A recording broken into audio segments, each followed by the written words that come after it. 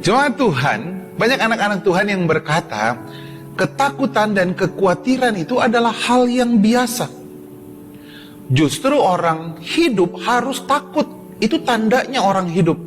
Padahal firman Tuhan berkata, tanda orang hidup adalah berpengharapan. Ada 3 hal bahaya hidup dalam ketakutan dan kekhawatiran. Contoh yang pertama yang terjadi kepada Ayub. Ayub 3 ayat 25 dikatakan firman Tuhan, apa yang kutakutkan, itulah yang mendatangi aku, apa yang kucemaskan, itulah yang menghampiri aku. Saudaraku, ketakutan yang pertama, kalau saudara takut akan sesuatu, saudara takut akan mati muda, sakit-sakitan, bisnismu gagal. Saya kasih tahu sama saudara, firman Tuhan katakan, maka itulah yang akan mendatangi engkau. Apa yang kau khawatirkan, maka itulah yang akan menghampiri engkau. Karena apa? Karena apa yang kau takutkan akan mulai kau ucapkan. Apa yang kau khawatirkan akan mulai kau ucapkan. Justru hidup dan mati dikuasai lidah. Amsal 18. Firman Tuhan katakan, barang siapa yang suka menggemakannya akan memakan buahnya. Orang yang takut suka sekali mengucapkan ketakutannya. Orang yang khawatir suka sekali mengucapkan kekhawatirannya. Apa yang dia ucapkan, maka itulah yang terjadi. Itu bahayanya ketakutan yang pertama. Bahaya ketakutan yang kedua, firman Tuhan katakan dalam Amsal 17 ayat 22 dikatakan begini, hati yang gembira adalah obat, tetapi semangat yang patah, broken spirit katanya, itu akan yang patah mengeringkan tulang. Semangat yang patah mengeringkan tulang. Orang yang takut, orang yang khawatir akan mendatangkan sakit penyakit di dalam tubuhnya, mengeringkan tulangmu. Saudara bisa melihat banyak orang yang takut, orang yang khawatir, hidup di dalam ketakutannya, mereka letih, mereka lesu, tidak punya harapan. Justru itu akan mendatangkan sakit penyakit di dalam hidup saudara. Dan yang ketiga, firman Tuhan katakan, ini berbahaya sekali saudara. Yakobus 1 ayat 6 dan 7 dikatakan, apa saja yang kamu minta, hendaklah meminta dengan iman.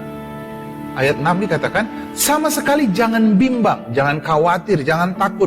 So, orang yang bimbang seperti gelombang air laut yang diombang-ambingkan kian kemari. Sembuh nggak ya? Tapi nggak sembuh. Aku lihatnya belum sembuh. Diberkati nggak ya? Tapi perusahaanku mau kolaps. Diberkati nggak ya? Janji Tuhan aku diberkati. Tetapi bisnisku kok justru makin turun. Kita bimbang. Orang yang demikian dikatakan di ayat 7, janganlah ia mengira bahwa ia akan menerima sesuatu dari Tuhan. Saudara, orang yang hidup dalam ketakutan, orang yang hidup dalam kekhawatiran, orang yang bimbang, yang mendua hati, tidak akan pernah menerima janji Tuhan. Justru hal yang buruklah yang terjadi di dalam hidupnya.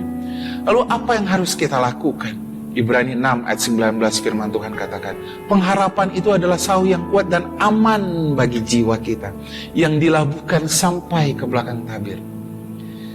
Pengharapan itu adalah sauh. Kenapa penting sauh ini saudara?